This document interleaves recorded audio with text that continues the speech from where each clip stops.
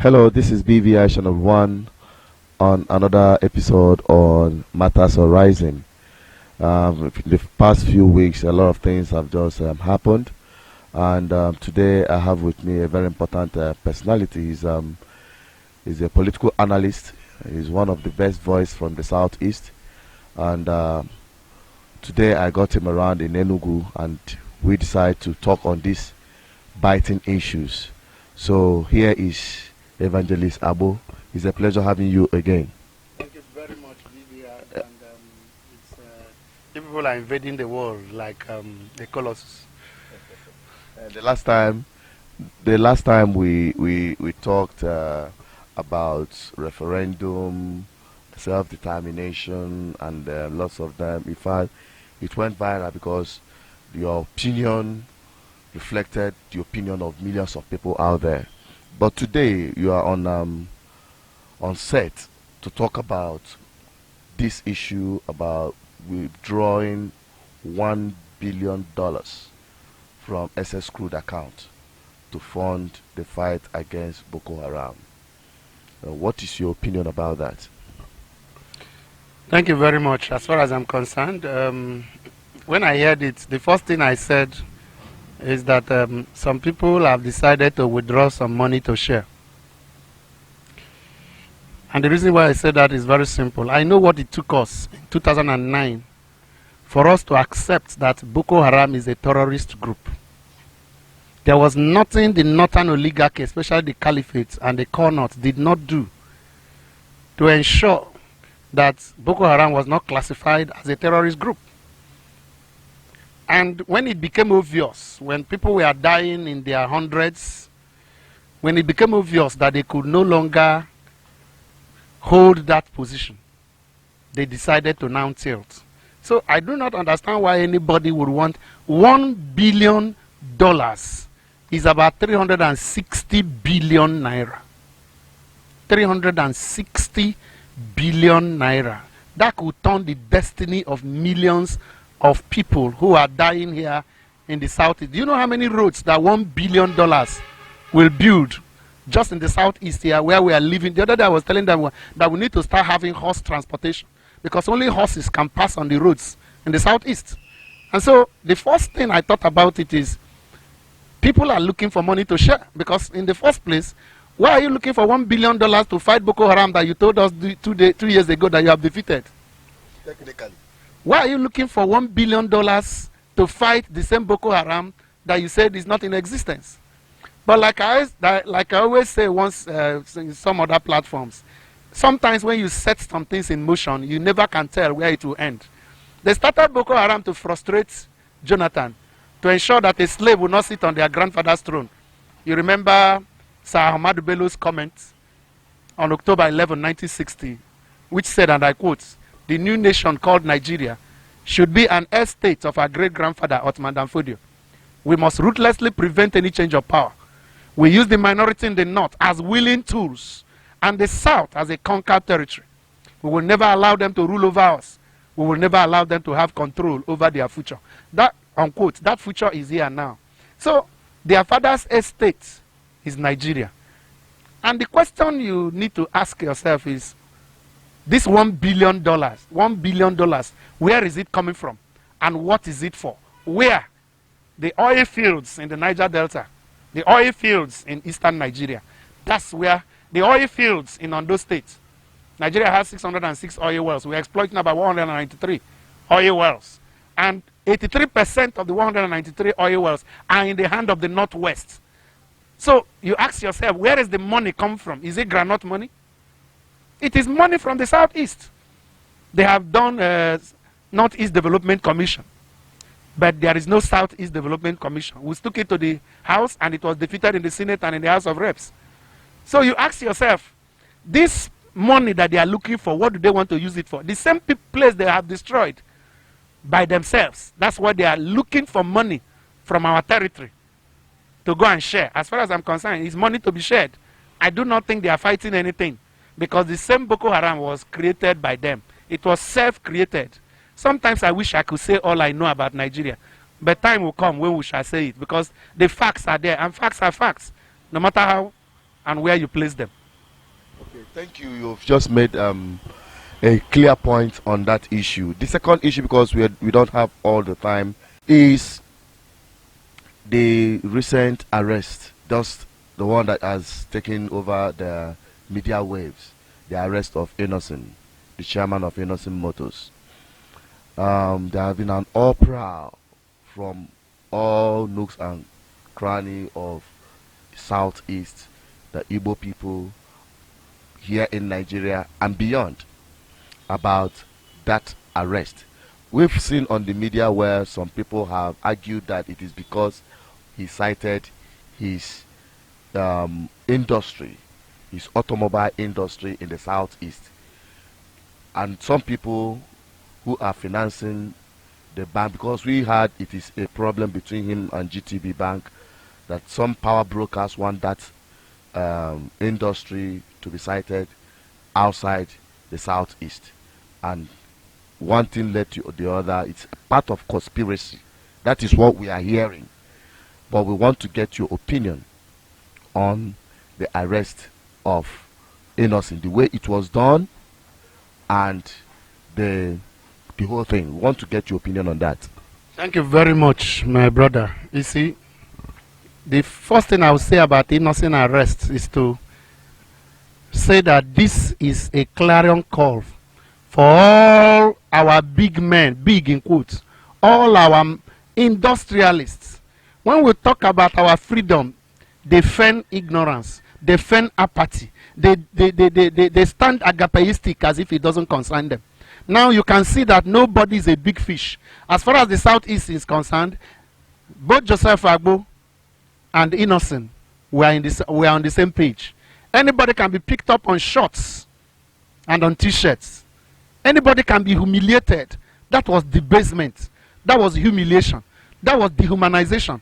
That was a destruction of one of the most classical Igbo men who have used his wealth and knowledge to try to champion the cause of Igbo.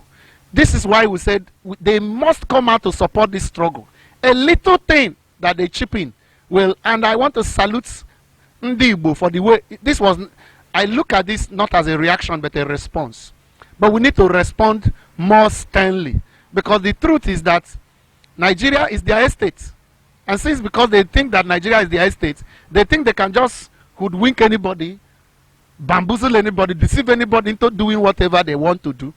The attack and the arrest of Innocent is an insult, is a humiliation of the integrity of Igbo. That there is somewhere, called Nigeria today, is all because of Igbo. The best hotel in Lagos today is built by an Igbo man. The best hotel in Kaduna today is built by an Igbo man. Despite the loss of 37,000 people slaughtered in 1966 in the north, the Igbo man still went ahead and started developing northern region. Today we have 44 trillion naira investment in the north. Why? Because the Igbo man believes that all he needs is a place to express himself. And because of that, that is the only reason why Nigeria has continued to exist. The day the Igbo man decides that they will no longer invest, that they will no longer go to Lagos or go to Kaduna or go to Abuja to go and put their money, that is the day that Nigeria will end. And I think it is time for us to end this country, because this country is not serving us. We will go and develop the places, we will go and do all the things that we will need to do, and they will come and suffer for it. Why would anybody treat us in that way? Will they go and pick up an Aliko Dangote in this form, despite the monopoly that is operating? The arrest of Innocent is a classic expression, a classic display of the indiscipline and impunity of the Nigerian state. Because I do not know why Uganda arrest a man in such bravado manner, just like the Gestapo during the Hitler's period. Why will Uganda arrest a man without giving him the honor of dressing up? You arrest him on shorts is he a criminal? This type of things only happened during Hitler's days, during the days of Mussolini in Italy, during the days of Joseph Stalin in the former Soviet Union, when people just behave with bravado. Why do you go and arrest a man for a matter that is in court? It's impunity at the highest level. It's an expression of the fact that they say that they are a state. So anytime they wake up in the morning, they do whatever they like to us. But it is also an expression, it is also a wake-up call for all those like Innocent, whom we have been asking to come and support this struggle. And they say they want to sink and they want to sink and sink, not sink and swim, because Nigeria is no longer afloat. They want to sink and sink with Nigeria. I hope that the Nigeria that they are holding on to is not going to become what's this ship, the Titanic, that sank on its very first voyage. Innocent and the likes of Innocent should come out and support this struggle.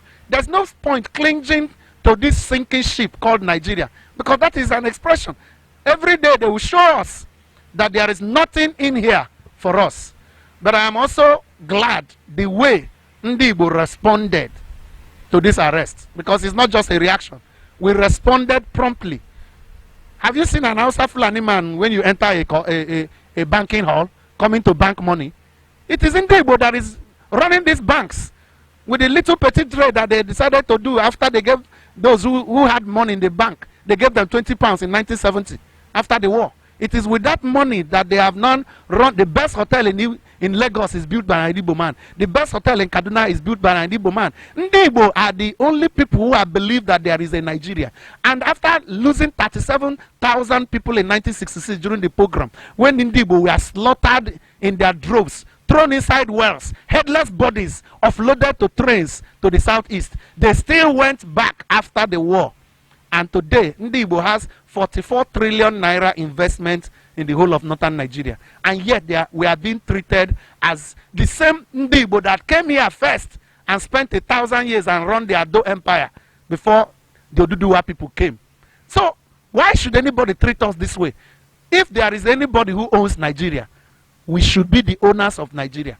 But we said, we are not saying we are owners, like the Hausa Fulani, who are saying that the estates called Nigeria is that of their great-grandfather, Othman Danfodio. What we are asking for is an opportunity to give us time to express our God-given potentials. Anywhere you go, there is no Igbo man there. Run away is not on earth, it's not habitable.